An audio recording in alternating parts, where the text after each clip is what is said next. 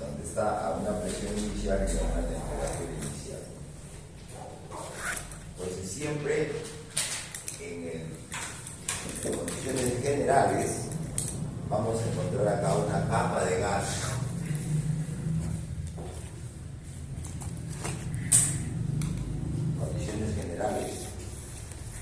y esa capa de gas es la relación M por los N por el beta O.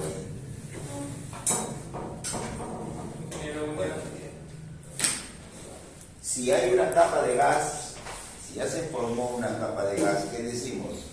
Que la presión del reservorio, si es una capa de gas, buenos días. Si ya decimos que hay una capa de gas, ¿qué decimos? Que la presión del reservorio es igual a la presión de burbuja, mayor o menor. ¿Ah? Si ya tenemos una capa de gas en un reservorio, ¿qué decimos? Que la presión del reservorio es mayor o menor que la presión de burbuja, si hay gas ya en el reservorio. ¿Ah?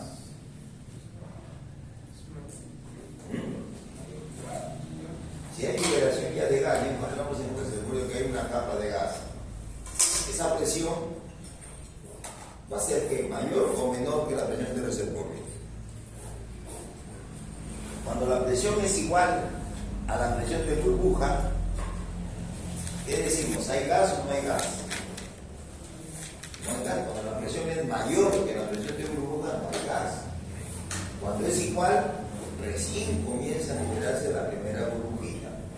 Y cuando la presión del reservorio es menor que la presión de burbuja, quiere decir que ya se formó una capa de gas.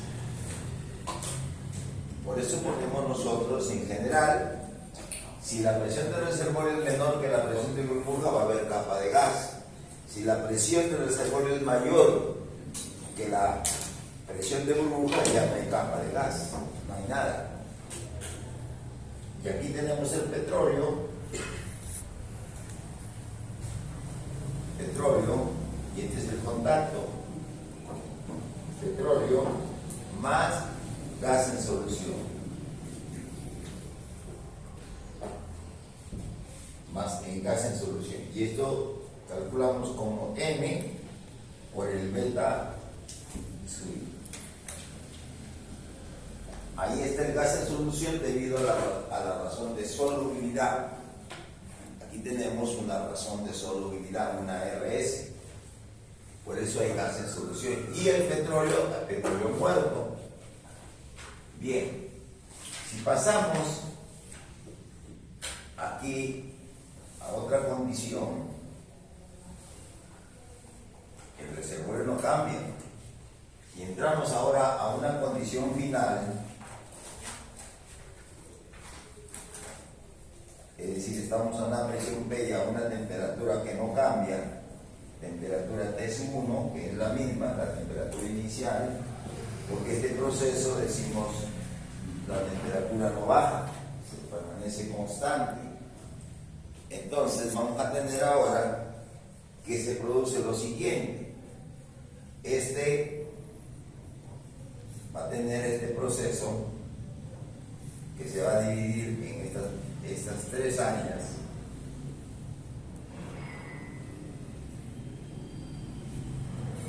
Esto es lo que sucede en el reservorio. ¿Ya?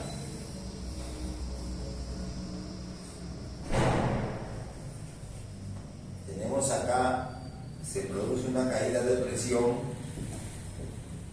porque la presión desde la presión inicial cae a la presión P,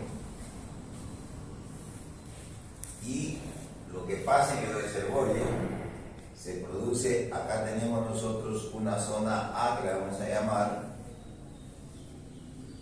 todo este la vamos a llamar la zona A, y a esto le llamamos la zona C, y a este le llamamos la zona B. Entonces, ¿qué decimos? La zona A qué se produce? Esta parte A es un incremento de volumen, un delta de volumen, un incremento de asociado a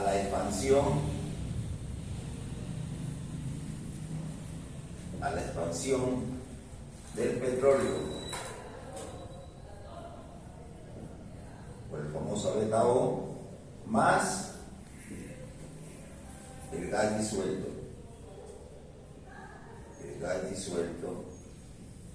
original. Por eso se produce esta expansión. B,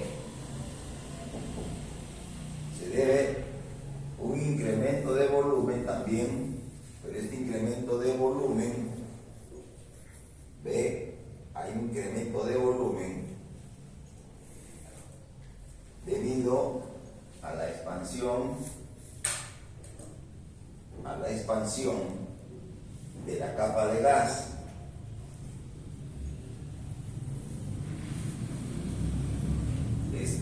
Por eso crece. C es una disminución, o sea, este es incremento, acá menos una disminución del incremento de volumen, la disminución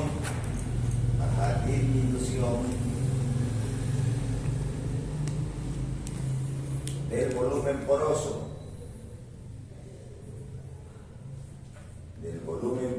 que le llamamos BPHC, volumen poroso de hidrocarburos, por el efecto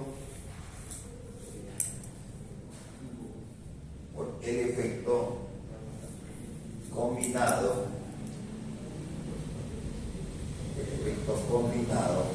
de la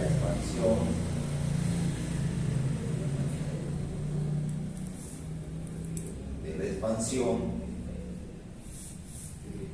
de la saturación crítica inicial y reducción del volumen poroso de hidrocarburos. Y D, que es lo que hemos producido, D representa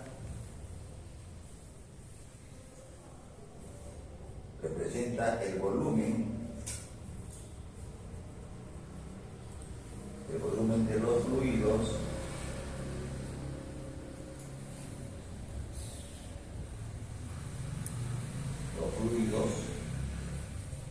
producidos en superficie, expulsados por los mecanismos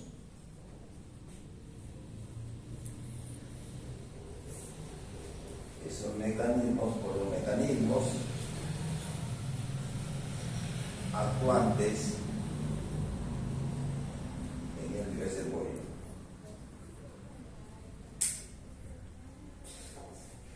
Hemos dicho que esos mecanismos son gas en solución, expansión de la roca, expansión del agua de formación, gas en solución, el casquete de gas y también el mecanismo de intrusión de agua. Entonces esto, aquí existe más un valor de D, que D es lo que hemos producido. Ahí están los CNP, todo el JP, la producción de agua. Entonces decimos que D se cumple. D va a ser igual a la suma de A más B más C.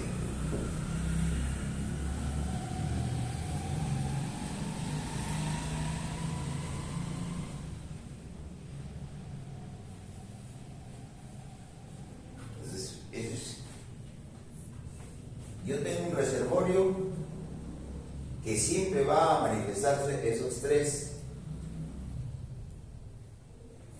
Un delta de P, un delta de volumen, un incremento de volumen por la expansión del petróleo más el gas en solución. de este petróleo, cuando la presión comienza a bajar, el gas comienza a liberarse y eso genera esta expansión en el valor de A. Un valor de B, otro incremento de volumen debido a esta expansión del gas. Este gas se expande, baja la presión y se expande. Todo es originado por la disminución de la presión. Luego, esa disminución de presión también genera una disminución en el volumen poroso. O sea, menos hidrocarburos por el efecto combinado de la expansión del agua, se expande y entonces invade el espacio poroso del petróleo y la misma reducción del volumen poroso. Y D ya viene a ser todos los fluidos que producimos nosotros en superficie debido al mecanismo. Puede ser un mecanismo de gas en solución, un mecanismo de casquete de gas, un mecanismo de impulsión por agua, un mecanismo de efecto gravitacional. Todos esos mecanismos que sabemos, expansión de la roca, genera y se cumple esta relación.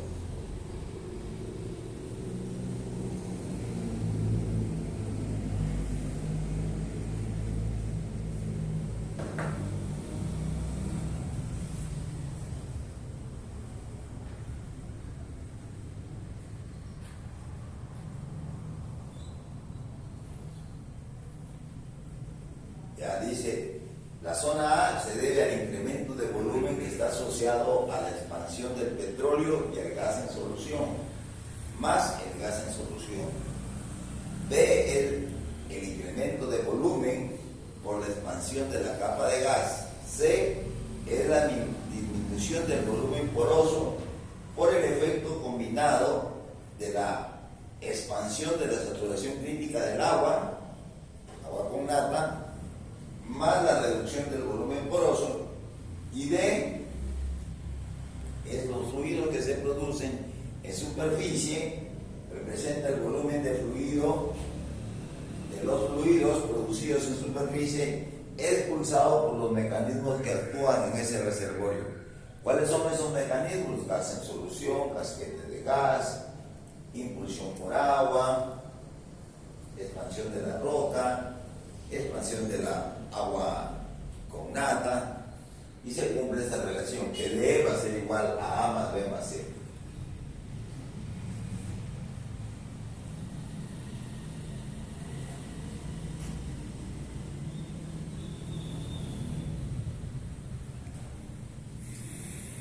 Bien, nosotros hemos dicho que cuando queremos calcular reservas lo hacemos de tres maneras. La primera, el método volumétrico, ya sabemos, el área por el peso neto, por la porosidad 1 menos la saturación de agua, dividido, todo eso,